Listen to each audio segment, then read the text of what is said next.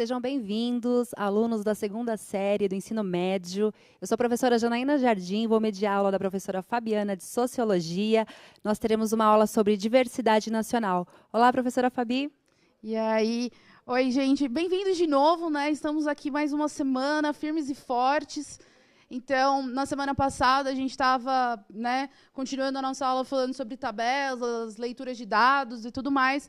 E agora a gente vai entrar, né, no assunto um pouco mais profundo sobre diversidade nacional que a gente tem aqui, né?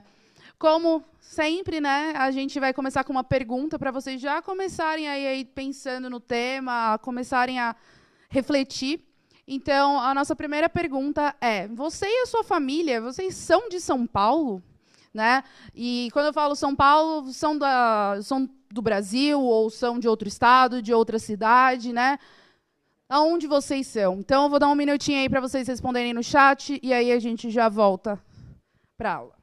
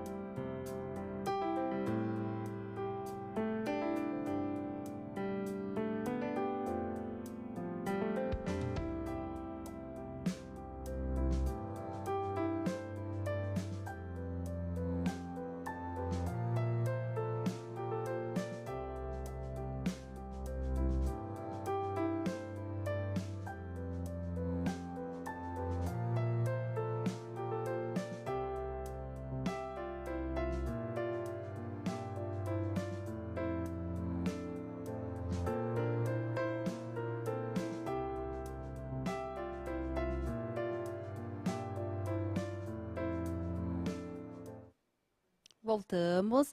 Agradecemos muito a interação de vocês no chat, está muito legal a participação dos alunos. Eu tenho aqui algumas interações, professora Fabi. Ó, a maioria dos alunos responderam que sim, que são de São Paulo. A Adriele disse que é da cidade de Santos.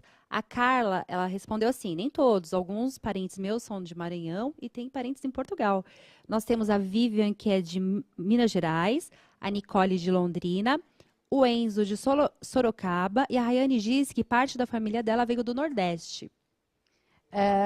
Então, assim, como vocês podem ver, mesmo a gente morando assim no mesmo estado, nós não temos as mesmas origens, né? Eu acho que quando a gente fala de sociedade é bom a gente também se colocar como exemplo. Então, por exemplo, minha família é uma família de imigrantes. Então, minha família, por parte de mãe, que é quem mais eu tenho contato, é uma família de portugueses. Então, tem certos costumes que eu sempre tive desde criança e que, ao longo do tempo, eu percebi que eram costumes que só falavam sobre mim e sobre a minha família e que muita gente não compartilhava desses costumes, né? Eu acho que, para dar um exemplo, eu estava fazendo a pesquisa para essa aula e estava conversando com a minha amiga, né, que é a vice-diretora da escola que eu trabalhava, que é a Patrícia, e eu perguntei para ela, falei: Paty, por acaso, quando no Natal eles falavam que se você não se comportasse, você ia ganhar um carvão de presente? Aí ela falou assim: não, que eu só não ia ganhar presente. Você é doida? Eu falei: também. Mas isso era um costume, e aí eu fui pesquisar, né, melhor, e descobri que isso, por exemplo, era um costume só na Espanha, né? Que hoje, né, tem, óbvio, diminuído, mas era um costume muito da Espanha e de Portugal de dizer que se uma criança não se comportasse no Natal, ela ia ganhar um pedaço de carvão. Ou, por exemplo, que eu sempre ganhava um presente dos meus avós no dia de Reis, que é no dia 6 de janeiro. E não é tão costume nosso fazer isso aqui. Então, a gente começa a perceber que, por mais que a gente viva no mesmo lugar e que a gente tenha coisas muito parecidas, cada um de nós traz origens e traz costumes muito diferentes. Eu acho que eu até comentei em outra aula que meu namorado, a família dele é nordestina, então, quando ele foi na minha casa, ele falou: onde você tem coentro e cominho para eu colocar aqui na comida? Aí eu olhei para ele e falei: coentro, cominho? Eu nunca usei isso, eu não uso isso. né? Quando eu cozinho, eu uso salsa, uso cebola e alho, e é isso que tem para hoje. Por quê? Porque era um costume da minha família usar esse tipo, né, de temperos, por exemplo, porque era um costume português usar esses tipos de tempero, né? Então, a gente começa a perceber que, por mais que a gente conviva com as pessoas, cada uma delas traz uma nova perspectiva. Quantos alunos eu já não tive em sala de aula que vinham do Nordeste, que vinham de outros estados, que vinham do Rio, e cada um deles, por mais que a gente fosse completamente parecido, traziam sempre uma coisinha ali, outra aqui, de diferente, que, pelo menos para mim, me ensinou muito sobre muitas culturas, sobre muitos lugares, tá? Então, assim, quando a gente fala sobre a diversidade nacional brasileira, a gente tem que lembrar que a gente vive num país onde a migração e a imigração é muito frequente. Então, muitos de nós temos famílias de imigrantes, temos famílias de pessoas que são de outros estados, de outras regiões, e talvez a gente mesmo vá para outros lugares, vá morar em outros países, em outras cidades e assim sucessivamente. Então, é muito importante a gente entender a nossa diversidade nacional e como ela se compõe, para a gente começar a pensar também nas nossas heranças, em o que formou quem nós somos hoje, quais são as heranças que a gente traz, tá? Então, eu vou trazer aí um slide para vocês, vai aparecer aí na tela, tá? Que fala sobre migração. A migração, a gente dá o nome de tudo, de todo movimento que as pessoas têm se mudando de território.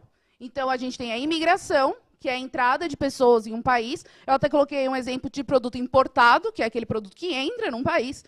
E a emigração é quando as pessoas saem do seu país. O exemplo, exportação, né? Às vezes a gente fica em dúvida, vão aí apelar para palavras que a gente lembra. Então, um produto importado é um produto que vem para a gente, um produto exportado é um produto que vai para fora. E é a mesma ideia que a gente tem com pessoas, tá? Não estou dizendo que pessoas são objetos, pelo amor de Deus, não vai colocar uma pessoa numa caixa e importar ela para outro país. Não é assim que funciona, tá, crianças? Mas a lógica é a mesma. Então, a gente teve, na construção do nosso país, se a gente for pensar, a base do Brasil seriam os índios, né? Eles que eram daqui, eram nativos, estavam aqui desde o começo. Mas não são todos nós que temos essa matriz indígena tão presente na nossa família. Muitos de nós, como até os alunos comentaram aí, vocês mesmos comentaram, temos ali uma origem de portugueses, alguns de espanhóis. Se você vai mais para o sul do país, tem muita galera que vem de uma origem mais alemã, polonesa, e assim vai.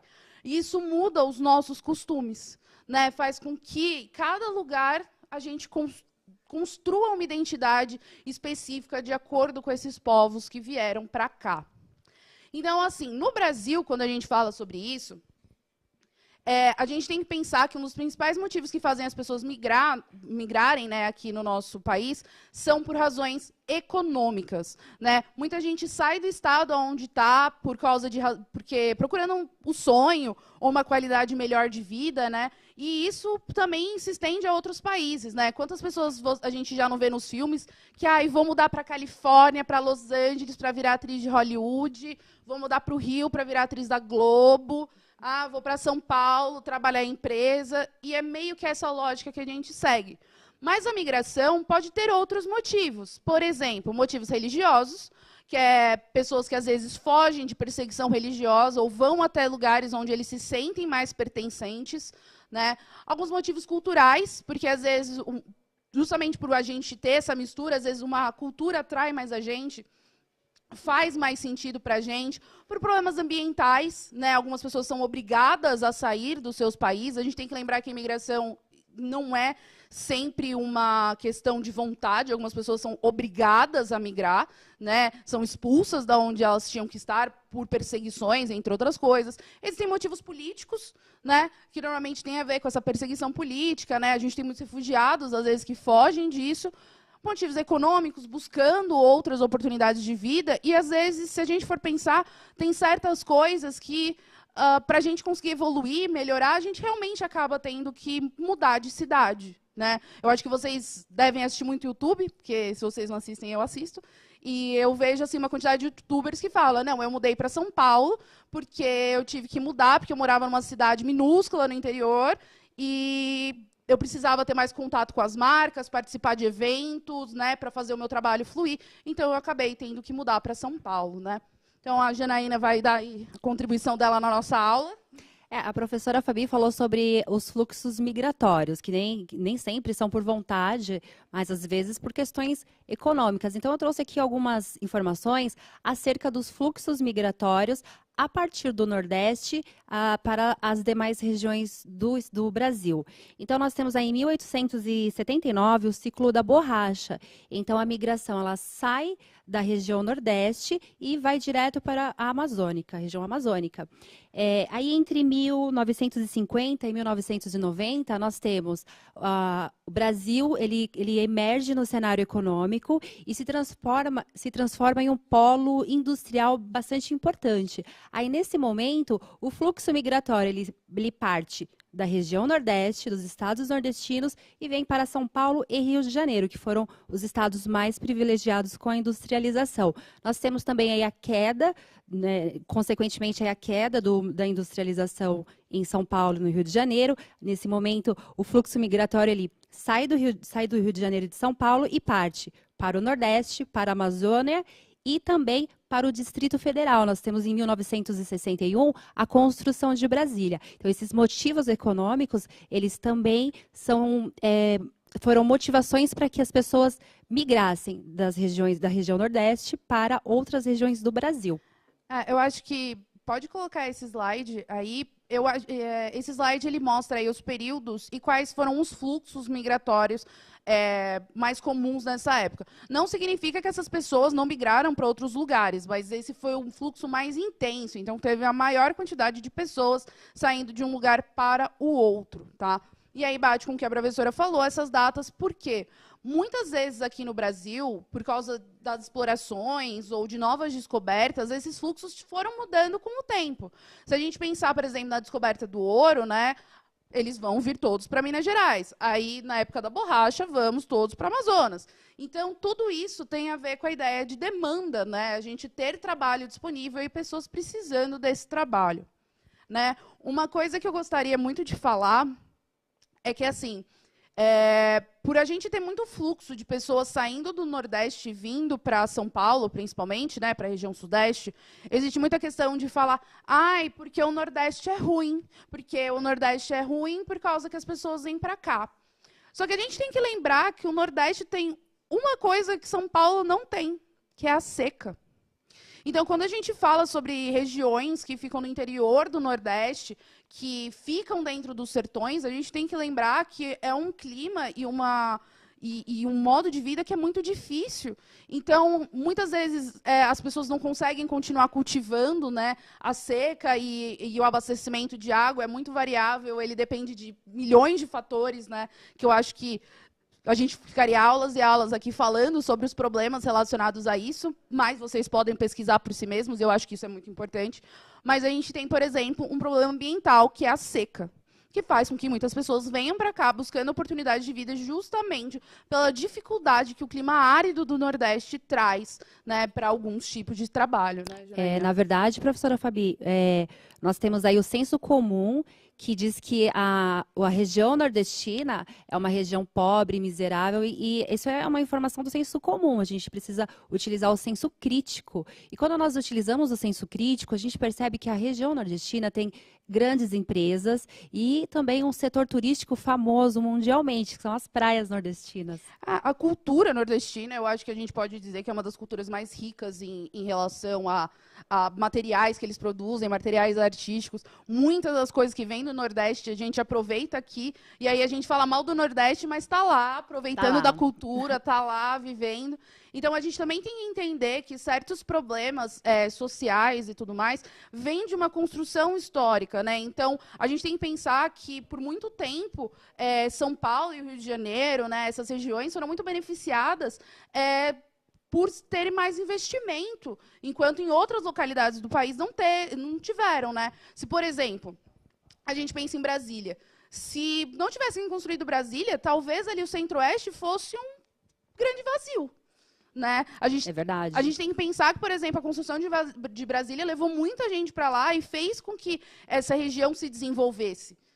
E isso foi justamente um interesse que as pessoas investiram lá. Mas se não tivesse esse investimento, talvez a nossa história fosse muito diferente. Perfeito. Professora Fabi, assim, na realidade, eu vejo muito como o problema do Nordeste, além da seca que a professora falou brilhantemente, realmente é a seca, mas nós temos também uma concentração de renda muito grande no Nordeste e a desigualdade social imensa, muita desigualdade social, e temos aí também o problema dos latifúndios, né? Nós temos muitos latifúndios na região Nordeste. Então, esses são os maiores agravantes que faz com que as pessoas tivessem que migrar da região Nordeste para outras. Mas aí a gente tem um novo momento também na história, que é um fluxo contrário, voltando para o Nordeste. Professora, quer que eu fale disso agora ou a gente deixa esse assunto para mais Não, pode comentar. Então, assim, no ano de 1990, deixa eu só confirmar aqui para não dar informação errada. A gente tem aí de 1999 a 2004, Ceará, Pernambuco, Rio Grande do Norte, eles começam a receber mais pessoas do que enviam para outros estados.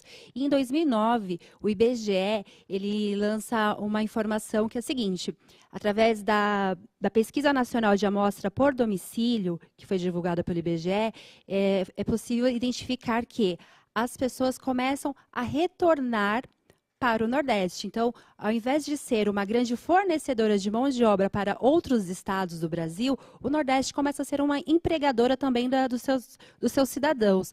Por que isso aconteceu? Por conta do investimento do governo federal na região nordestina. É bem isso que a professora Fabi falou, né? Algumas regiões do Brasil, elas não foram desenvolvidas. Historicamente, não houve um investimento na indústria, numa agricultura mais diversificada, o que aconteceu, o que gerou essa migração do Nordeste para outros lugares. Agora, a partir de 2009, nós temos um fluxo contrário. As pessoas voltam para o Nordeste para trabalhar na sua terra. E é bom que agora a gente está tendo assim uma maior investimento em outros lugares, porque a gente tem que pensar assim que toda cidade depende de investimento, né? Toda cidade depende que exista um trabalho feito nela para que as coisas funcionem. E não são todas as localidades que têm esse benefício, né? Não citando cidades nem nada, mas, por exemplo, a gente estava conversando, eu e uma amiga minha, sobre coronavírus, a família dela mora no interior, ela falou, eu estou morrendo de medo da minha mãe ter alguma coisa, da minha irmã ter alguma coisa, porque na cidade onde elas moram não tem estrutura, não tem um hospital na cidade. Então, se elas passarem mal, tiverem qualquer problema, elas têm que ir para uma cidade vizinha ou para a cidade, vamos dizer, para a cidade grande perto da cidade, da onde elas moram. Então, a gente também tem que entender que certos problemas que a gente tem são por questão de investimento, por questão de que as cidades não têm estrutura para que as pessoas avancem, dependendo do sonho delas. A gente tem que entender que existem sonhos que são possíveis, né, dentro das nossas cidades, mas tem outros que fazem com que a gente tenha que procurar onde demandam o que a gente quer. Tá? Entrou aí o slide, mas a gente já pode falar sobre ele. Que esse daqui foi um slide que eu peguei, vocês podem pegar isso aqui no IBGE, que é falando sobre quais foram os povos que vieram para o Brasil e trouxeram essa diversidade que a gente tem. Né? Então, tem alemães, principalmente a gente vê essa concentração no sul do Brasil, os espanhóis, né, já um pouco mais diversificado, como os portugueses, em relação à área. A gente tem os japoneses e italianos, que ficaram bastante aqui em São Paulo. Né? A gente tem uma das maiores colônias japonesas fora do Japão, aqui na Liberdade. Tem os italianos muito presentes no Bexiga, na Moca. Na Moca, meu. Ei, Moca. Né? A gente tem sírios e turcos, que também trouxeram bastante influência para a gente. E tem outros povos, óbvio, né? Hoje a gente tem muitos africanos que vêm para cá, bolivianos, venezuelanos. A gente pode colocar aí todas as etnias. A gente tem essa troca, justamente porque hoje é acessível essa comunicação entre os países, entre os lugares. Então, é importante a gente olhar isso para a gente entender que, quando a gente fala sobre a gente ter preconceito contra outras culturas, não faz sentido, sendo que nós somos um produto delas. Né? Por exemplo, quando a gente fala que a gente tem uma população muito racista no Brasil, mas como a gente pode ter uma população racista, sendo que boa parte da nossa história e toda a nossa riqueza cultural vem da África, né? Vem de todo esse processo que a gente tem. Né? Quantos de nós ali não temos alguma crença ou alguma coisa que veio dessa época de escravidão e que a gente traz até hoje? Né? E eu falo efeitos positivos da cultura. Tá? Não estou dizendo que a escravidão foi positiva, ao contrário, foi muito negativa, mas ela conseguiu trazer uma riqueza cultural muito grande para a gente, que a gente aproveita até hoje. Né? É a gente falar mal do Nordeste, mas lembrar que está todo mundo ali com uma casa do Norte ali do lado, que todo mundo adora pegar e comer comida nordestina e aproveitar dessa cultura que é tão rica. Manteiga de garrafa. Manteiga de garrafa, carne seca. A professora falou sobre a questão do racismo, e assim, pensando na construção do racismo no Brasil, a gente pode remeter à seguinte questão. A primeira lei da educação brasileira, ela foi uma lei racista. Ela dizia que o negro era proibido de ir à escola. E se a gente puxar mais para trás e mais para trás na história, a gente percebe também que o racismo ele é absurdo, porque a humanidade, ela começa, o primeiro registro, o primeiro fóssil humano foi encontrado na África, né, que foi o Australopithecus, foi encontrado na África. Aí, a partir desse fóssil, que é o Australopiteco, que é um hominídeo, é que a civilização humana ela começa a acontecer. Então, o racismo ele é um absurdo, né? E eu acho que isso vale até uma questão para vocês conversarem com seus professores, até de biologia. Eu digo se estender isso para as outras áreas também. Porque se você vê em biologia, a questão porque eu sou branco, eu sou negro, isso é puramente uma adaptação. Adaptação talvez não seja o termo correto, né? Professores de biologia, me desculpem, por favor. Mas isso é uma questão de coisas que a gente foi se adaptando para poder viver no ambiente que a gente vive. Sabe? É a mesma coisa que você dizer que um cachorro aqui no Brasil tem pelo curto, né, o nosso famoso cachorro pelo caramelo. E aí, quando a gente vai, por exemplo, para um lugar gelado, a gente tem cachorros gigantescos com pelos imensos, porque eles têm que suportar aquele clima. Então, não é uma questão de dizer que é melhor ou pior. Na verdade, é tudo, vamos dizer, adaptação ao que a gente vive. E a gente tem tanta matriz de tantos países e a gente acaba criando certas noções que não fazem sentido se a gente olhar para trás. Por acaso algum de vocês já parou para olhar e falar qual é a sua raiz histórica? Né? Da onde você veio? Quem trouxe tudo isso que você tem? E isso é algo muito importante, porque às vezes a gente fala, minha mãe é de São Paulo, meu pai é de São Paulo, então eu sou paulista e tá. Aí você vai pegar, seu tataravô veio da Bahia, o seu bisavô era índio, e você tem uma herança brasileira, e às vezes você está justamente sem ter noção de toda essa riqueza que formou quem você é hoje, né? Desculpa, lá na escola nós fizemos um trabalho com os alunos, onde perguntamos qual a sua origem. E percebemos que a maior parte dos alunos pardos e negros não se identificavam com a origem africana. E isso por quê? Uma construção social. As pessoas acreditam que tudo que vem do negro, tudo que vem do africano, está ligado com a escravidão. Mas não, a gente precisa lembrar também, na história antiga, que o Egito foi um império incrível, durou 2000 anos, e era África, né? E fica na África. Inclusive, professora, quando eu pergunto assim para os meus alunos, o Egito fica onde? Eles não respondem África na sua grande maioria. Eu acho que isso é uma coisa que a gente vai acabar tratando mais pra frente, é um assunto muito amplo, mas existe muito a questão do embranquecimento e é aquele negócio que a gente fala sobre os estereótipos, que a gente vai acabar trabalhando. Mas, trazendo de volta a questão da sociologia, por sinal, tem alguma coisa aí dos alunos, né, pra gente não deixar eles na mão também? Eu tenho aqui algumas interações. Eles ainda estão falando aí acerca da árvore genealógica deles, estão falando de onde eles são, da cidade. O professor Guilherme, ele diz que o Brasil é um país diverso. Obrigada pela contribuição, professor Guilherme. A Samira diz que a família dela tem baiano, japonês, italiano e paulista. O Fernando, ele disse que fez uma atividade esses dias atrás, muito bom, ele diz que ama sociologia. O Guilherme, o meu tataravô era africano e minha tataravó era indígena. A Letícia diz que muitas pessoas saem de seus países por conta de guerras. Perfeito, Letícia. E a professora Silvana, ela contribui. Ela diz que graças à imigração, temos um jeito diferente de falar o português. E a última, a Giovana. Mas toda a estrutura sempre foi racista. O que marginaliza são as pessoas racistas. Toda a estrutura sempre foi racista. O que marginaliza são pessoas racistas. Eu acho que na sociologia a gente faz uma análise disso. Por exemplo, uma coisa que eu trouxe para vocês hoje, para a gente começar a analisar essa questão da diversidade cultural, é a teoria do estrangeiro, segundo George Simmel. tá? Eu trouxe o texto aí, ele é bem grande, mas eu vou explicando para vocês o que acontece. O estrangeiro, a gente tem a visão sempre de alguém que vem de outro país para cá. Mas o que acontece? Segundo o Simmel, né, dentro da sociologia, a gente usa o termo estrangeiro para demarcar outra coisa. Por quê? Por mais que a gente saiba que nós somos formados por diversas migrações, imigrações, emigrações e afins, toda vez que alguém vai para algum lugar e se estabelece lá, essa pessoa ela acaba ficando com um estigma, que é o que a gente chama de estrangeiro. Então, o estrangeiro, dentro da visão do Simmel, que é um dos sociólogos que a gente usa, né, dentro da sociologia, ele vai falar o seguinte: o estrangeiro não é aquela pessoa que ela vai para um lugar, visita e vai embora. O estrangeiro também é aquela pessoa que vai para aquele lugar e se estabelece. Só que o que acontece? Por ela não ter feito parte da formação daquele lugar desde o início, ela sempre vai ficar estigmatizada como alguém estranha. Então, por exemplo, você tem pessoas que vêm para cá do Nordeste, e por eles terem um sotaque ou alguma coisa que para a gente é diferente, é sempre, ele é nordestino, ele não é paulista, ele não é daqui. Ou se você vê alguém, por exemplo, que é japonesa, a pessoa às vezes está há 30 gerações aqui, mas tem olho puxado, não é brasileiro, isso aqui é japonês, olha o japa, olha o japa. Então, isso é uma coisa que a gente acaba criando e que a gente começa a estabelecer que as culturas diferentes precisam ser apontadas, tá?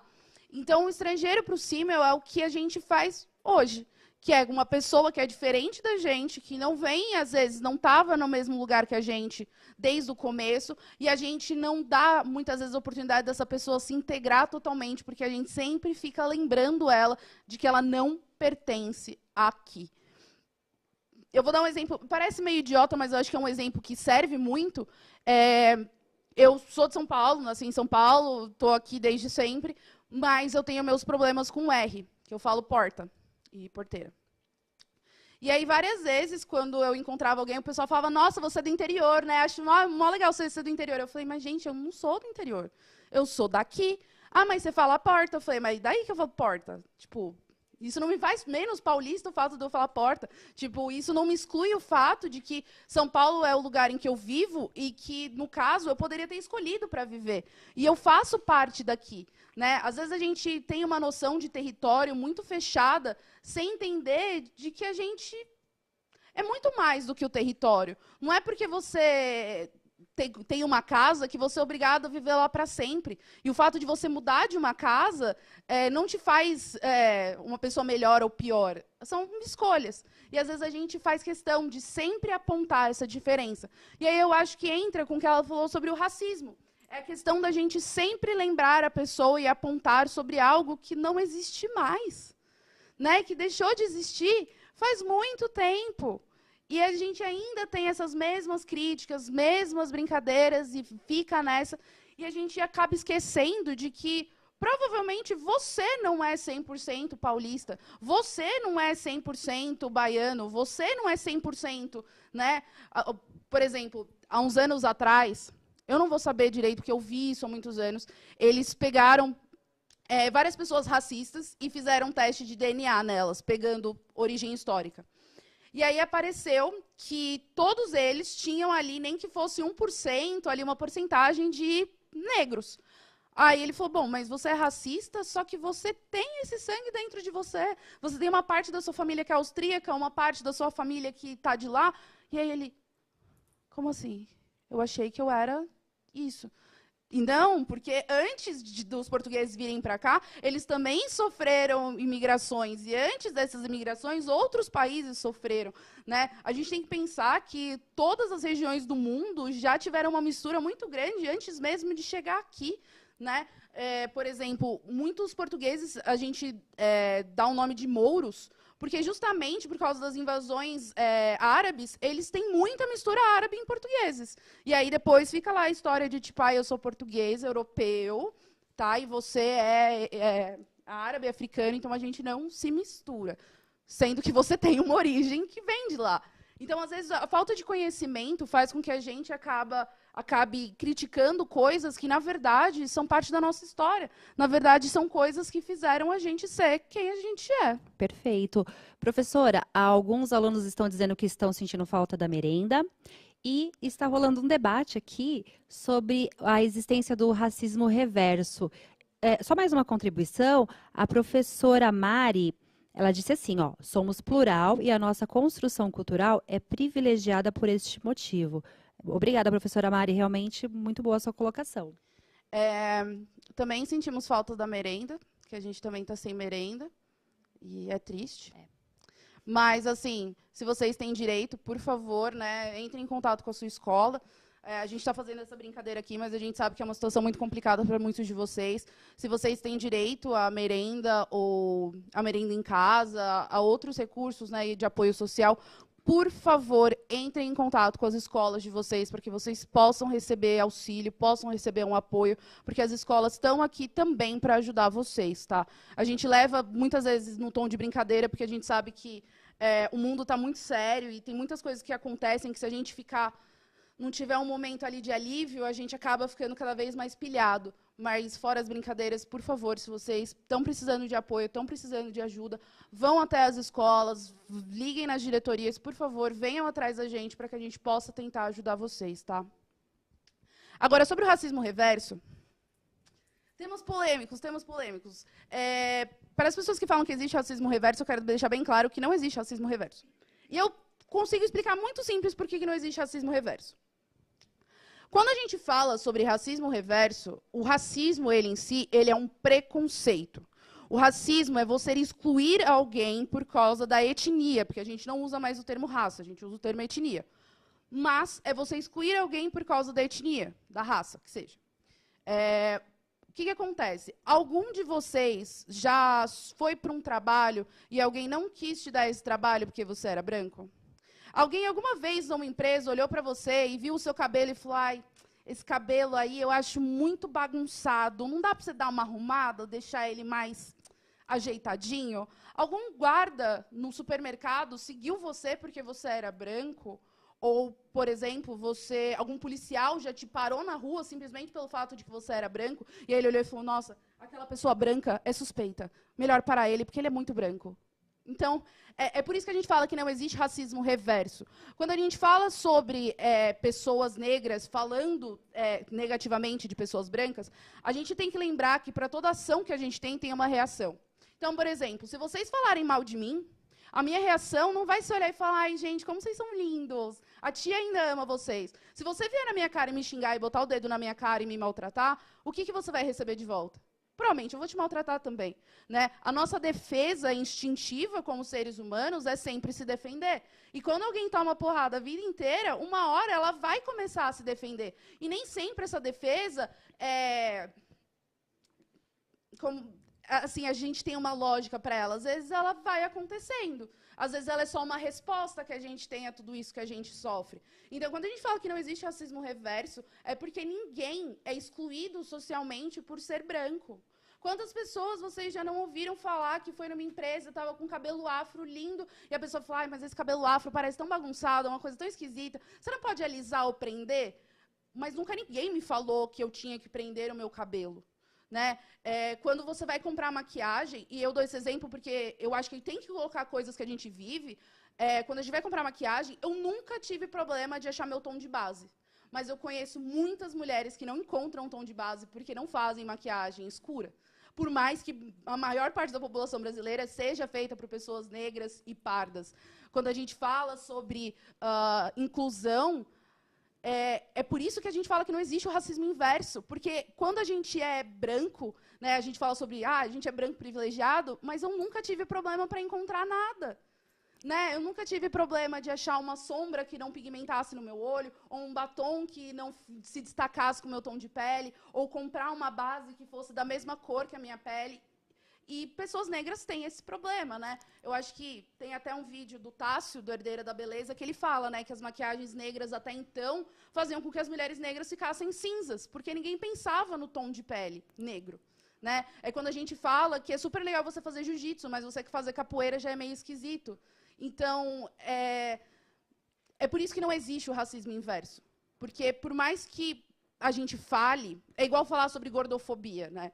Que a gente falou na aula do primeiro ano, né, anterior. Sim. É igual falar sobre gordofobia. Aí fala: ai, mas existe o gordo falando mal do magro. Então, só que é meio relativo, porque eu posso ser excluída de algum lugar porque eu sou gorda.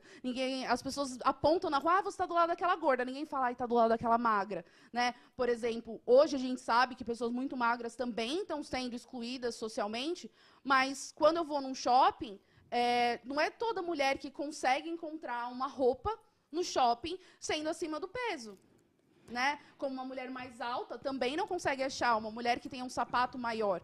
Né? Eu falo mais de coisas femininas, mas entendam que eu estou dando exemplos práticos do dia a dia e talvez eu não tenha tanta propriedade para falar sobre exemplos que falem sobre coisas masculinas. Mas é isso que a gente fala de não existir o racismo inverso, porque o racismo ele se baseia no fato da exclusão. E quando a gente é branco, a gente não é excluído. Tá. Até a nomenclatura dada a alguns produtos de beleza e a minha mãe, por exemplo, né? Minha mãe é negra, eu sou afrodescendente.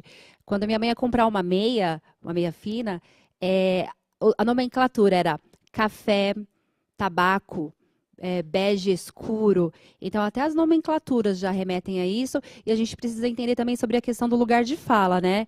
Eu sou afrodescendente, mas o meu tom de pele é um pouco mais claro. Então, eu não estou no mesmo lugar de fala, nem eu nem a professora, daquela pessoa negra, da mulher negra, que sofre gordofobia, que mora na periferia. Mas, quando nós reconhecemos o nosso privilégio, né, embora eu seja também afrodescendente, eu tenho um privilégio, a minha pele é mais clara. E eu, como a professora é branca, a professora Fabi. Então, quando nós reconhecemos o nosso privilégio, a gente entende que falar de racismo não é o nosso lugar de fala, mas sim a nossa missão, a gente começa a desconstruir essas frases racistas, esses pensamentos racistas. E a gente pode pensar como esse racismo é estrutural. Quantos professores, às vezes, a gente tem na escola que são negros? Comparados à quantidade de professores brancos. E eu não estou falando que existe, no caso, por exemplo, do Estado, é concurso público. Ninguém olha a nossa cara antes da gente aparecer lá. Mas muitas vezes as pessoas não têm nem acesso à educação, né? Elas são excluídas desde pequenas, né? Existe uma exclusão social disso. Então, quando a gente fala sobre racismo inverso, não faz sentido, porque você não é excluído por ser branco, você não é excluído por ter cabelo liso, você não é excluído porque você tem olho azul. Ninguém olha para você e fala, ai, gente, seu olho azul é ridículo. Não. Principalmente porque a sociedade adora falar o quanto é maravilhoso você ser branco, né? Por exemplo, uma das coisas da beleza coreana, que está na moda agora, K-pop, K-beauty e tal, é o embranquecimento da pele. Porque, para elas, né, quem tem pele escura são as pessoas que trabalham na lavoura e quem tem pele branca são as pessoas ricas. Então, elas tentam embranquecer a pele de todas as maneiras possíveis. É uma moda que agora está aparecendo na Índia. E tem pessoas que estão passando por procedimentos assim, super perigosos, colocando a vida em risco para se embranquecer. Então, quando a gente coloca isso, a gente tem que pensar no... mas ele falou que eu sou branco, tá? E o que isso te traz como malefício, além do fato de que ela te chamou de branquelo? Muitas mães negras pedem para os seus filhos andarem bem arrumados. Eu vou até dar um exemplo assim da minha família. Minha avó pedia para os meus tios andarem com a Bíblia, porque se eles fossem parados aí em alguma blitz, enfim, eles estavam com a Bíblia, então eles não seriam perseguidos, não seriam vistos como pessoas boas. Os negros, os filhos de negras, eles precisam andar bem vestidos, eles precisam tomar cuidado, não pode andar à noite sozinho. Então tem toda essa complicação para a vida de quem é de pele negra retinta. E uma coisa que eu quero só fazer um adendo é que o racismo ele é algo estrutural. Então, muitas pessoas não são racistas conscientemente do seu racismo, tá? Elas foram, na verdade, criadas e ensinadas a serem assim. Então, por exemplo, eu tenho visto as postagens atualmente, né, falando sobre a questão do racismo na corporação, né, da polícia. Só que não é uma regra. Tá? Tem muitos policiais que não são racistas, que, ao contrário, são pessoas super legais. Então, a gente também tem que pensar que existem outras estruturas que fazem isso e a gente não pode colocar que todas as pessoas estão numa mesma baciada. Perfeito. Gente, olha, a gente acabou falando sobre isso, nem deu tempo, na verdade, da gente terminar. Né? A gente tem aí 30 segundos para terminar a aula. Então, eu vou deixar aí uma pergunta sobre essa questão do estrangeiro de George Simmel. Eu sei que a gente acabou entrando em outros assuntos, a gente não se aprofundou tanto e eu peço desculpas. mas eu acho que é muito importante essa troca que a gente tem. Então, pesquisem mais sobre o assunto, vejam se vocês conhecem pessoas que se encaixam nesse conceito de estrangeiro de George Simmel, até se você se encaixa nesse conceito de estrangeiro de George Simmel. E eu peço desculpas, né, por ter me alongado, mas eu agradeço muito a participação de vocês. Muito obrigada. E digam como foi a aula aí, dá o feedback para a gente saber como a gente pode fazer para melhorar. Obrigada, até mais.